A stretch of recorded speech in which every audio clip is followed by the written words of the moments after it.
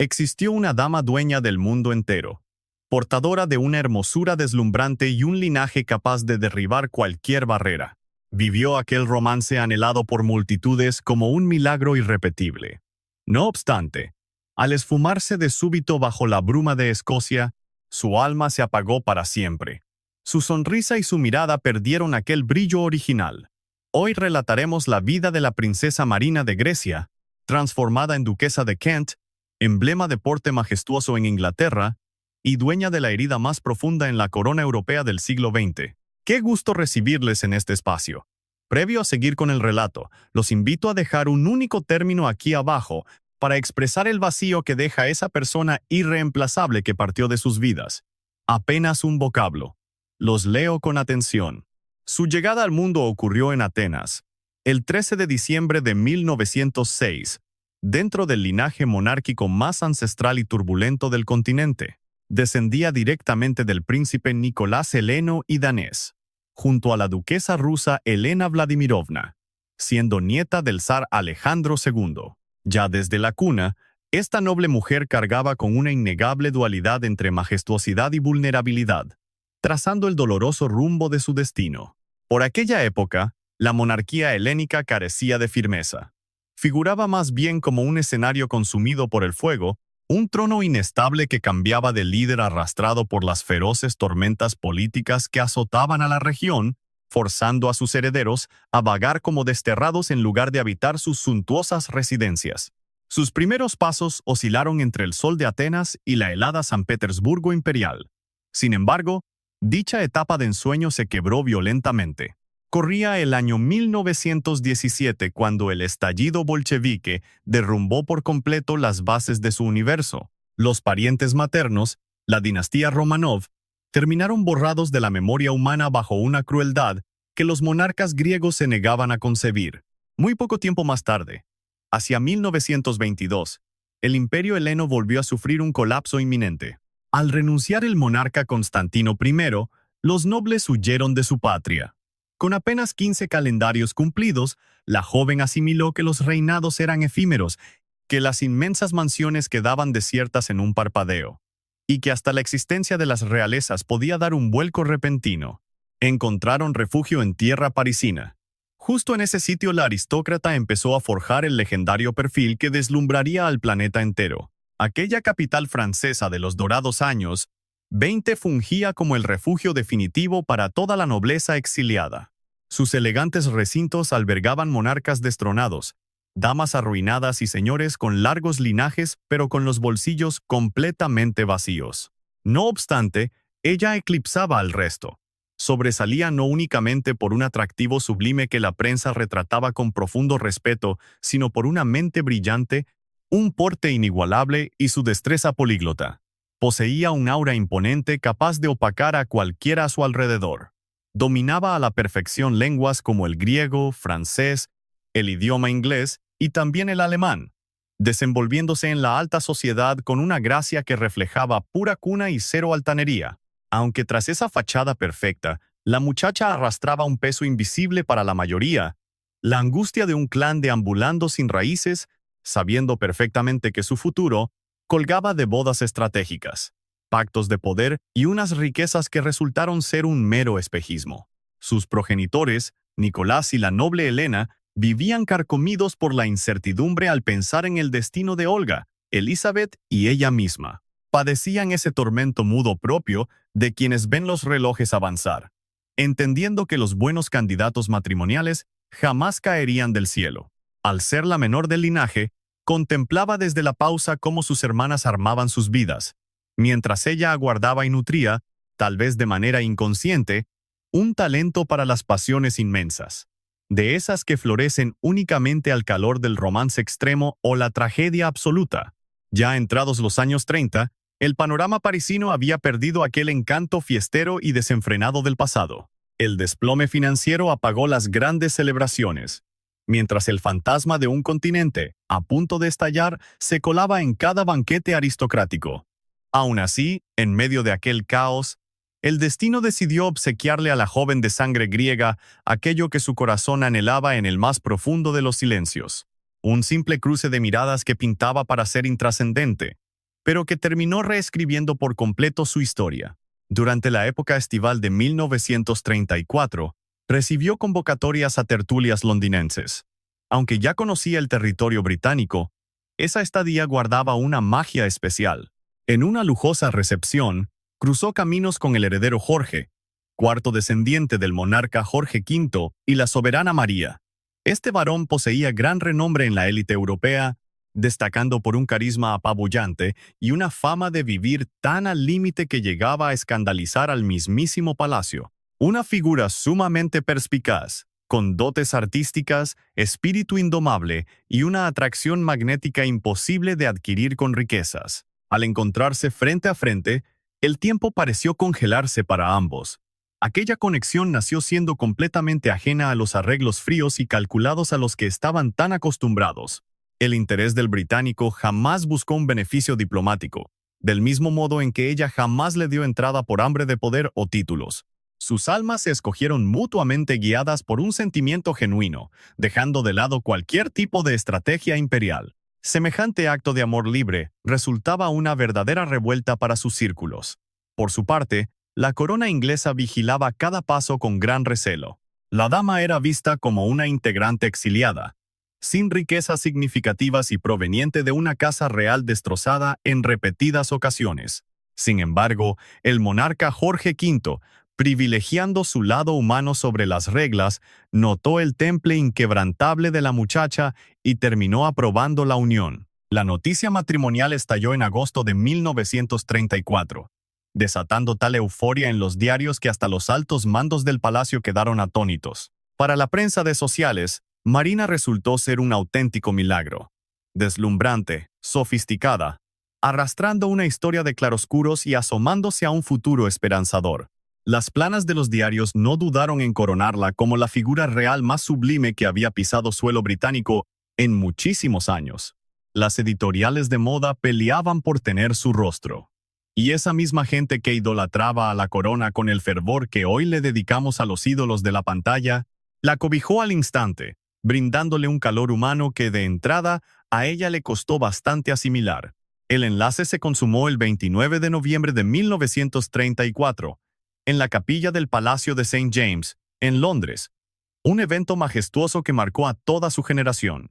Caminó al altar envuelta en un diseño color marfil de Molina. Sus hilos de plata eran tan exquisitos, que los retratistas juraban que la lente monocromática robaba gran parte de su magia. Contaban con la presencia del mismísimo monarca inglés, mientras que la crema innata de la realeza europea abarrotaba los asientos del recinto sagrado. Resultó ser, a todas luces, el último gran destello de una era dorada que caminaba ciega hacia su propio ocaso. Sin embargo, ninguna cámara logró inmortalizar, ni hubo tinta que pudiera relatar aquella mirada profunda que ella le dedicó a su Jorge frente al altar. Lejos de parecer una mujer atada a un compromiso de Estado, sus ojos reflejaban el alma de quien, tras un largo peregrinar de exilios y zozobra, por fin hallaba un refugio inquebrantable, un ancla para ella sola. O al menos eso pensaba. Así, quienes presenciaron sus primeras lunas como marido y mujer, aseguran que vivieron una dicha absoluta. Nada de sonrisas ensayadas para el escrutinio público, tan típicas de la nobleza. Lo suyo era una alegría palpable, del día a día, tejida con miradas cómplices y pláticas interminables. Él era un espíritu libre, cautivado por los lienzos, el barro y las melodías. Por su parte, la princesa, forjada entre los tesoros más exquisitos de las cortes, conectaba con él desde una sensibilidad tan pura que a su esposo le parecía un verdadero soplo de vida. Mezclaban idiomas al platicar, compartían el mismo sentido del humor y dentro de su finca en Buckinghamshire, levantaron algo invaluable, un santuario cálido, una auténtica rareza en los fríos pasillos de la monarquía. Para 1935 dieron la bienvenida a Eduardo, el primogénito que heredaría el ducado. Al año siguiente, en 1936, la familia creció con Alexandra, y en pleno infierno bélico de 1940, vio la luz su pequeño Michael. 3 almas nacidas de un lazo que resistió el peso asfixiante de la etiqueta, las miradas ajenas y las duras pruebas en un mundo desangrado por la guerra. Esa familia continuó siendo el faro inquebrantable de Marina, el refugio absoluto donde su existencia cobraba razón de ser. Tristemente, 1936 trajo consigo algo más que el nacimiento de su hija. Marcó el estallido de un cisma histórico que hizo temblar a la corona británica. El soberano Eduardo VII, hermano de su marido y líder del imperio, renunció al trono persiguiendo el amor de Wallis Simpson. Hablamos de una ciudadana estadounidense y divorciada. Un perfil que la monarquía jamás permitiría sentar en el trono. Semejante renuncia cimbró hasta la última piedra de palacio. Así, de golpe y sin desearlo, su otro cuñado tomó el mando bajo el nombre de Jorge VI. De pronto, todos los miembros tuvieron que cerrar filas e improvisar papeles que nadie les consultó. Marina contemplaba el drama desde una óptica ajena, pues no compartía la sangre inglesa ni cargaba en su espalda con el lastre milenario de aquel imperio. A pesar de ello, la disciplina de hierro impuesta en su crianza le permitía entender, con cruel lucidez, el sacrificio de Jerusalén. Sale el corazón por el bien de la corona. Sintió pena por aquel hombre que cambió el poder por los brazos de una mujer, y a la vez veneró el valor del nuevo rey, quien echó a sus espaldas un mandato huérfano. En medio del caos, ella se aferró con uñas y dientes a su propia luz, a su amado esposo, a sus niños y a ese oasis de paz intocable que habían levantado juntos en su hogar campestre. Pero la paz se quebró en 1000 pedazos en septiembre de 1939, cuando el terror mundial estalló, arrebatándoles la calma para siempre. Los varones de la dinastía marcharon al frente sin titubear. Su amado Jorge, portando el honor del ducado, se calzó las botas militares con un compromiso inquebrantable, consciente de que los ojos del pueblo necesitaban un líder a la altura de la tragedia. Ella, armada de una fuerza brutal que dejó sin palabras hasta sus más íntimos, se entregó en cuerpo y alma a sanar heridas desde la caridad. Recorría pabellones de enfermos y lideraba causas nobles, dando la cara ante un país que imploraba esperanza. Y todo esto sin descuidar a sus hijos, sacando a flote un hogar golpeado por las carencias del conflicto armado, y luchando por bloquear el terror constante que le provocaba saber que el hombre de su vida volaba hacia destinos envueltos en fuego y destrucción. Seguramente, durante aquellas largas noches de asedio, la princesa llegó a presentir que los cimientos de su ansiada paz pendían de un hilo, y que esa hermosa alegría que tanto le costó tejer podía ser arrebatada de tajo por los caprichos del destino. Aún así, levantó la frente y avanzó. Lo hizo por deber, por su propio orgullo de acero, y porque muy dentro de su pecho guardaba la ingenua fe de que la tragedia pasaría de largo. Pero llegó el 25 de agosto de 1942. Amaneció como cualquier otro martes rutinario, bajo la sombra de un conflicto que llevaba casi 3 años devorando al continente. Con las primeras luces del alba, su esposo abordó una aeronave de las Fuerzas Aéreas Británicas, un modelo Short Sunderland, que pondría rumbo a tierras islandesas para revisar a las tropas. Se trataba de una encomienda estrictamente protocolaria, un vuelo que pintaba para ser de mero trámite, de esos que la estirpe real realizaba para dejarle claro a sus soldados que marchaban hombro a hombro con ellos. 15 almas despegaron desde el aeródromo escocés de Invergordon, cuando apenas salía el sol.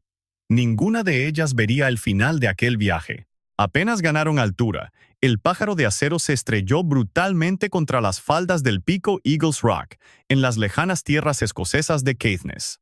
El cielo estaba teñido de un clima despiadado, una bruma asfixiante que cubrió la tragedia, dejando a los investigadores con la eterna duda de si el fatal desenlace fue obra de una falla mecánica, un descuido humano o una maldita trampa de ambos. 15 almas a bordo, apenas un sobreviviente. A sus 39 años, el duque de Kent perdió la vida instantáneamente. La tragedia alcanzó a Marina en Coppins. Su pequeño Michael apenas contaba con 7 semanas. Alexandra tenía 6 añitos, y Eduardo, el primogénito, 7. Quienes repasaron los relatos de sus allegados en aquellos instantes coinciden en algo. Es imposible retratar el cataclismo interno que la destrozó al escuchar aquella atrocidad. Solo se documentó la coraza. Quedó petrificada. Para los presentes fue un lapso interminable de quietud absoluta, hasta que finalmente suplicó quedarse en total soledad. Ni un solo alarido, ni un desvanecimiento. Solo imperó un mutismo sepulcral que, en boca de los testigos, resultaba 1000 veces más escalofriante que el llanto.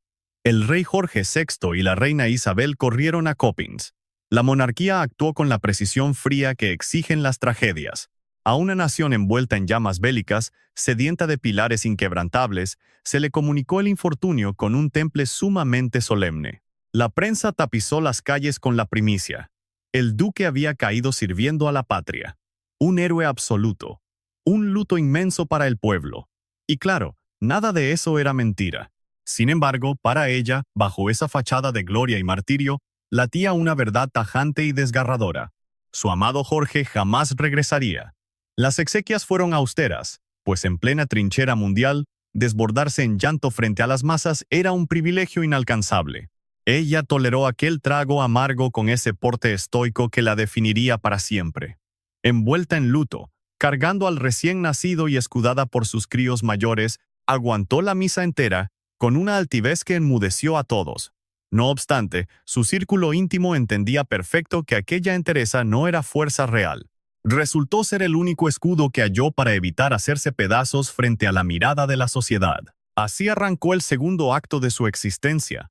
Ese libreto amargo que no pides, que te asalta de golpe y te voltea el mundo de cabeza. Viuda a sus 35 primaveras, 3 huérfanos y un mañana aterradoramente incierto. La cobijaba la devoción del pueblo, pero su alma, en un rincón sombrío invisible para los reflectores, se acababa de fracturar con heridas que jamás sanarían por completo. Quedar sola en pleno conflicto armado sonará irónico, pero irónicamente fue su salvavidas para no ahogarse en la miseria durante los primeros años. Las balas no permitían llantos eternos. El combate reclamaba dar la cara, mantenerse activo y aferrarse al deber patriótico sin titubear, incluso si sentías que caías al abismo. Ella captó el mensaje, o quizás solo se resignó, retomando de lleno aquel incansable papel diplomático y altruista que venía desempeñando desde que estallaron las hostilidades. Tomó las riendas de varios cuerpos médicos y brigadas de apoyo con una vocación férrea. Ahí no había ni una gota de teatro. Pisaba las clínicas constantemente, charlando de cerca con los caídos, las cuidadoras y esos doctores agotados por jornadas interminables. Nada de paseos fríos y protocolarios típicos de la realeza. Era una empatía genuina, un calor humano que los pacientes atesoraban en el alma. Quienes la toparon en esos pasillos retratan a alguien que prestaba total atención. Lanzaba dudas agudas y jamás checaba la hora. Estaba presente en cuerpo y alma. Mas al caer la madrugada en Coppins, con sus chiquillos roncando y el hogar sumido en penumbras, el golpe de realidad era brutal. Sus confidentes de la época relatan una melancolía innombrable, un aura de duelo que flotaba pesadamente en cada charla casual, de la forma en que devoraba los retratos de Jorge, mezclando una devoción profunda con un pasmo absoluto, cual si un fragmento de su ser se negara rotundamente a asimilar que él se había marchado para siempre. Atesoró cada uno de sus objetos con devoción religiosa. Cero prisas por barrer sus recuerdos. Transformó esa residencia en un altar viviente. Jamás movió un alfiler de los rincones del duque. No desechó sus prendas ni remodeló los cuartos con esa ansiedad de quienes buscan sepultar el ayer para poder respirar. Mantuvo el entorno intacto, habitando aquel museo congelado en el tiempo por decisión propia, aferrándose a una fe que su círculo íntimo juzgaba tan lógica como desgarradora. Parecía que alterar un mueble significaba rendirse ante su muerte, y una chispa en su pecho simplemente se negaba a claudicar. En 1945 callaron los fusiles. Europa arrancó desde los escombros. La corona británica, pilar de su gente tras 6 años de plomo, emergió de las trincheras bañada en gloria y respeto absoluto. Para la mayoría, la rutina volvió a encarrilarse. Quienes sepultaron a los suyos iniciaron el tortuoso calvario de aprender a caminar cargando a sus fantasmas. Ella hizo lo mismo. Sin embargo, las miradas atentas notaron una sombra perpetua. Un manto gris que empañó sus ojos desde aquel trágico agosto de 1942, y que ninguna alegría terrenal lograría disipar jamás. Sus 3 retoños daban el estirón. Eduardo afilaba sus destrezas como heredero del ducado. Alexandra, dueña de la elegancia deslumbrante de su madre, brillaba en los reflectores con la frescura de alguien forjada en palacios desde la cuna, mientras que el menor, ajeno al calor de su papá, florecía resguardado por un amor feroz. el de una loba que aprendió a golpes que querer significa arriesgarse a perder. La década de los 50 cimbró a la dinastía con aires nuevos. El año 1952 se llevó al monarca, su amado cuñado, aquel sujeto que se echó la corona al hombro sin buscarla, defendiéndola con una grandeza inolvidable para la nación. Su partida le arrancó otro pedazo de alma, pues compartía con él y su esposa un lazo de muchísimo cariño que aplastaba cualquier regla de etiqueta. Llegando junio de 1953, la majestuosa abadía coronó a la joven Isabel II, un hito que paralizó al planeta entero, pegado por primera vez a un televisor. Un capítulo inédito despuntaba, y a sus 46 abriles le tocaba reinventarse. Nada sencillo de cuadrar. Sin ser monarca ni reina madre, era simplemente el eco de un príncipe caído 10 años atrás, encarnaba a un linaje apartado del trono, relegada a los márgenes del poder. Gozaba de un prestigio indudable, aunque el moderno tablero real la hubiera desplazado hacia las sombras. La sed de grandeza jamás la movió. Sin embargo, este destierro sutil la obligaba a reinventar su lugar día a día. Era una lucha incesante por forjarse un propósito.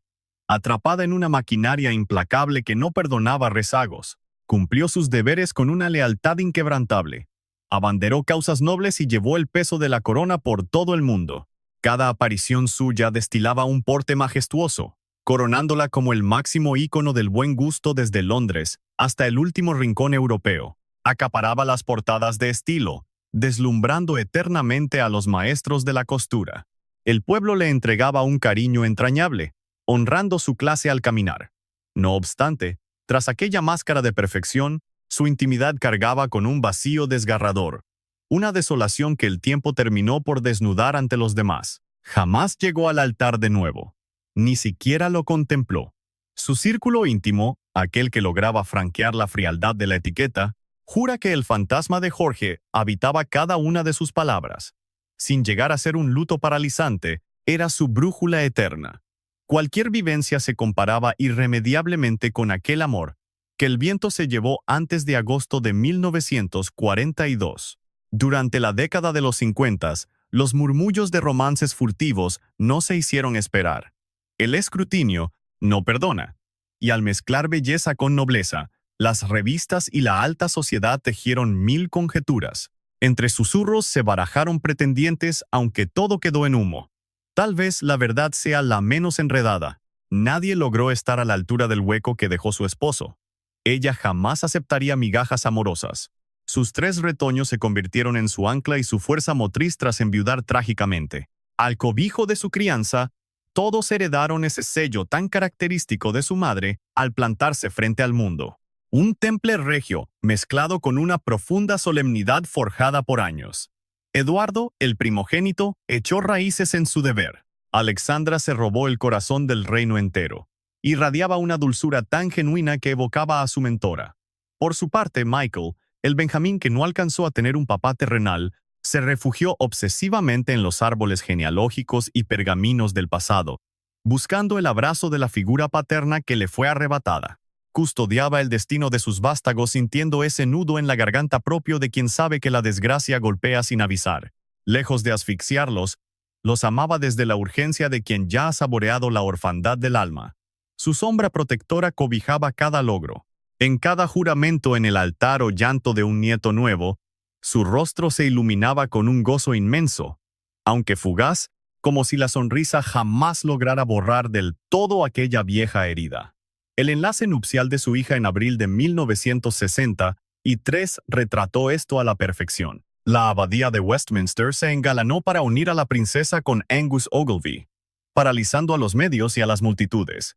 Ahí estaba la viuda, luciendo su clásica altivez, un faro de sobriedad y elegancia absoluta. Su rostro inquebrantable era un escudo, pura entereza forjada entre la realidad y la dolorosa apariencia. Cuentan los más cercanos que, al retumbar los coros en la bóveda mientras su pequeña caminaba vestida de blanco, un relámpago ensombreció la mirada de la matriarca.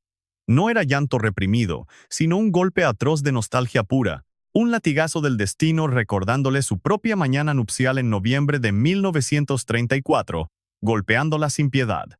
La llegada de los 60 trajo consigo las primeras grietas en su cuerpo de hierro, aunque el declive arrancó con pasos sigilosos. Se aferró a una agenda frenética, impropia para sus años. Seguía cruzando fronteras, dando la cara por el trono. Sostenía ese peso institucional ineludible, convencida de que su esencia misma residía en cumplir hasta el final. Sin embargo, los suyos atestiguaban un cansancio inédito. Perdía peso alarmantemente y su tez mortecina burlaba los polvos de la cámara, pero jamás el escrutinio familiar. Jamás soltó una sola queja. Forjada en el yunque de las cortes europeas del siglo XX, sabía perfectamente que flaquear frente a la tribuna es imperdonable. El deber era un pacto de sangre, innegociable frente al dolor físico o las heridas del corazón. Continuó estoica, aferrada a un autocontrol que rayaba entre lo heroico y lo desgarrador.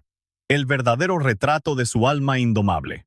Para 1968, el planeta entero mutaba a un ritmo vertiginoso, impensable para aquella jovencita que desembarcó en suelo británico 30 años atrás. Los jóvenes hacían pedazos las viejas costumbres, mientras las coronas del continente sudaban frío intentando justificar su existencia frente a un mundo rebelde. Los Windsor sorteaban el vendaval valiéndose del fino instinto de supervivencia que blindó sus palacios durante siglos, cediendo terreno superficial sin soltar sus bases. Exhibían figuras modernas abrazando fielmente las tradiciones de antaño. A sus 61 años, gozaba de un peso jerárquico innegable, aunque el universo de su juventud, de sus votos en el altar y su apogeo, había quedado sepultado. La gran mayoría de sus pares ya descansaban bajo tierra o vivían exiliados del escrutinio público. Aquella élite de los 30 ahora solo vivía en tinta y papel. Todo su sistema de creencias, la decencia intachable y los códigos que tejieron su existencia eran ecos de un ayer que el tiempo sepultaba tan deprisa que los sobrevivientes terminaban sintiéndose como forasteros en su propia época. Hasta que cayó aquel dictamen implacable. Arrancando 1968, los doctores le hallaron a Marina un tumor en el cerebro. Aquel trago amargo se le ocultó al pueblo durante un buen rato, amparado en ese velo de total hermetismo que la corona acostumbra cuando la salud flaquea. Sin embargo, entre sus íntimos, lo delicado del cuadro no era ningún secreto y ensombrecía cada plática, cada mirada, dándole a la rutina ese peso inmenso y nostálgico que adquieren las cosas cuando tienen los días contados. El mal fue carcomiéndola con esa saña que ignora títulos y majestades. Aún así, ella se aferró a sacar adelante ciertos deberes oficiales mientras el cuerpo aguantó, mostrando esa obstinación que siempre fue su forma más pura de honrar a la monarquía. Aunque las pausas para reposar crecían y las giras se iban apagando, ese inmenso escenario global que caminó con el vigor incansable de quien lleva a toda una nación en los hombros, terminó por encogerse a los rincones de Copings, aquellas 4 paredes que atesoraban los recuerdos más desgarradores y hermosos de su existencia. Su descendencia no la soltó. Los suyos la cobijaron con ese cariño mudo que, al borde de la muerte, se vuelve puro acompañamiento. Eduardo, Alexandra y Michael se turnaban para platicar, tejiendo esos instantes de calor humano que el lecho de muerte vuelve tan imprescindibles como letales, ya que flotaba en el ambiente esa verdad muda que a todos partía el alma, que el tiempo se les escurría de las manos. Los que estuvieron a su lado cuentan que, asomada al abismo, la inundó una calma verdaderamente asombrosa. Y no era esa frialdad del que ya está muerto en vida, sino la quietud majestuosa de quien, tras un larguísimo y pesado viaje, por fin firmó la paz con su propio destino, cual si asomarse al fin de sus días le regresara, de un modo que resulta casi imposible poner en palabras, un destello de la paz que la vida le arrebató aquella mañana de agosto de 1942. El 27 de agosto de 1968, la princesa Marina, duquesa de Kent, exhaló su último aliento en el Palacio de Kensington a los 61 años. Soportó 26 largos años viuda. 26 años brillando ante las cámaras y desmoronándose a solas. Más de 2 décadas cargando una corona que nadie le impuso a la fuerza, pero que abrazó con un coraje y una devoción que, ya en el ocaso de su vida, se antojaba como una hazaña tan épica como llena de infinita amargura. El luto corrió como pólvora entre la crema y nata de la nobleza en Europa y abarrotó las rotativas de la prensa inglesa. Las primeras planas exaltaban su porte, pintándola como el ícono más refinado y majestuoso que la monarquía hubiera visto en el siglo XX. Las imágenes que acompañaban los obituarios casi siempre la retrataban en la flor de su juventud, allá por los años 30 y 40, cuando deslumbraba al mundo y su destino aún no se teñía con ese tono oscuro de sufrimiento perpetuo. Esa era la ilusión que todos querían guardar en la memoria. La luminosa monarca helénica que aterrizó para meterse a Londres en el bolsillo.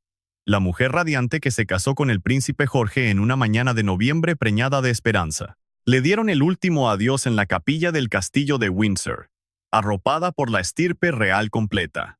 La reina Isabel II, quien creció viendo a Marina y le guardaba una reverencia y un cariño que nacían desde lo más profundo del alma, encabezó el duelo con ese don tan suyo para acompañar las penas ajenas sin robar el protagonismo.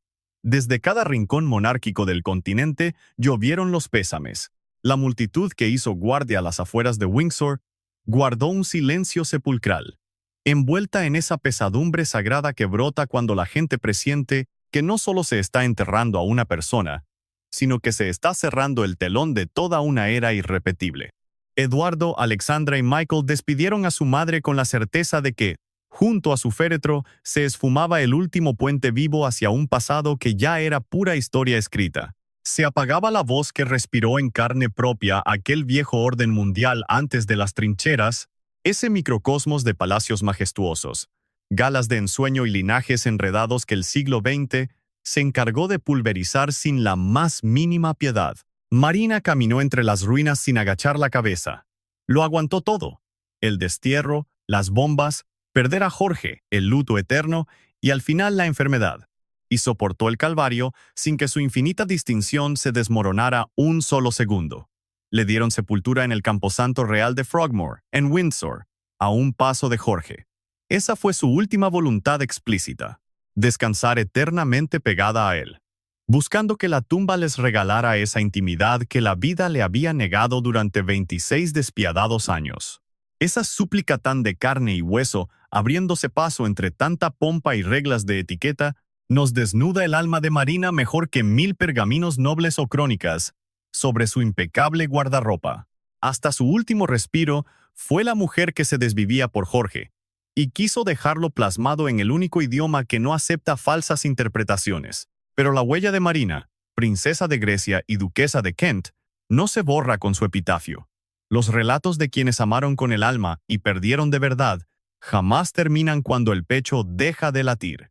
Resurgen en los que compartieron su camino, en la sangre de los hijos que criaron, y en la mente de la gente que se quedó hechizada al verlas caminar con un garbo inmortal. Y en el caso de Marina, su legado persiste de una forma más misteriosa pero innegable, en esa dura incógnita que nos siembra en la cabeza al adentrarnos en su vida. ¿Qué tanto peso aguanta el alma humana? ¿Hasta dónde puedes tragar veneno en silencio antes de que ese heroísmo termine volviéndote otra cosa? Su linaje continuó abriendo brecha. Eduardo de Kent siguió dándole la cara al pueblo en nombre de la corona, entregándose en cuerpo y alma durante décadas. Alexandra se ganó el corazón de los británicos, heredando ese ángel y esa chispa tan cálida que distinguían a su madre, pero que en Marina siempre estuvo envuelta en cierto misticismo. Bajo esa gruesa coraza protectora que las pérdidas más crueles cincelan en quienes de verdad han tocado fondo. Y Miguel, el pequeño que vio la luz 7 semanas antes de que la tragedia le arrebatara a su padre, consagró gran parte de su madurez a rescatar y custodiar el pasado de su estirpe con tal rigor que los cronistas lo entienden como el anhelo de un hombre criado con una herida en el alma, empeñado en sanarla redescubriendo aquello que la fatalidad le quitó. La huella imborrable que dejó Marina en cuestión de porte y distinción sigue siendo aclamada sin descanso por los expertos en cultura y alta costura.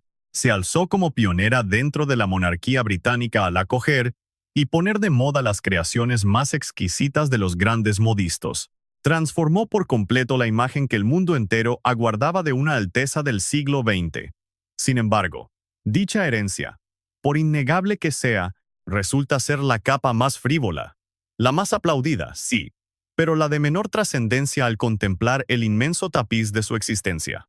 El verdadero testamento de su alma es la estampa inquebrantable de una mujer que jamás bajó los brazos, alguien a quien le arrancaron a su gran amor en el instante más cruel. Y, aún así, caminó hacia el frente. No porque la herida dejara de sangrar, sino porque comprendió que avanzar y arrastrar el luto pueden ir de la mano. Demostró que es posible regalarle una sonrisa a la lente mientras el alma se quiebra a escondidas, que uno puede entregarle su luz al prójimo estando hecho pedazos, dejándonos claro que la nobleza de espíritu no significa estar libre de agonía, más bien radica en la firme convicción de prohibir que nuestra tragedia sea lo único que el mundo entero presencie. Existe un retrato de ella que deambula entre las páginas de innumerables tomos acerca de la corona inglesa. Fue capturado por ahí de los años 50 durante una gala, y ahí se le ve clavando la mirada en el lente con su sello indiscutible, majestuosa, apacible, un tanto lejana y con un temple de acero. Sin embargo, si uno escudriña a fondo, rebasando esa coraza de pulcritud, el porte soberbio y ese atuendo intachable, habitan en sus pupilas unos destellos que desentonan, un dejo de tristeza que ni el código más estricto logró apagar, una suerte de enigma mudo, o mejor dicho, la convicción rotunda de quien ha sentido en carne propia lo que pesa abrazar algo inigualable para luego verlo esfumarse en la eternidad. Su paso por este mundo duró 61 años. Encarnó a la alteza, a la duquesa, a la matriarca, a la viuda y al ícono. Desempeñó cada uno de esos papeles magistralmente. Pero en su esencia más pura, lejos de las coronas y de la fanfarria de la corte, fue tan solo una mujer que le entregó su corazón a un hombre, con una devoción tan desgarradora que desborda el propio significado del amor.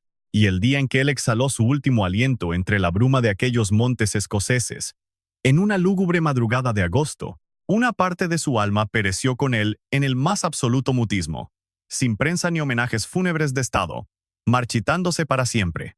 De ese calibre son ciertos romances y destinos. ¿Acaso por ello, 26 años más tarde, rogó descansar eternamente junto a su tumba? Pues existen vacíos que jamás sanan, simplemente te acostumbras a cargar su peso. Así es.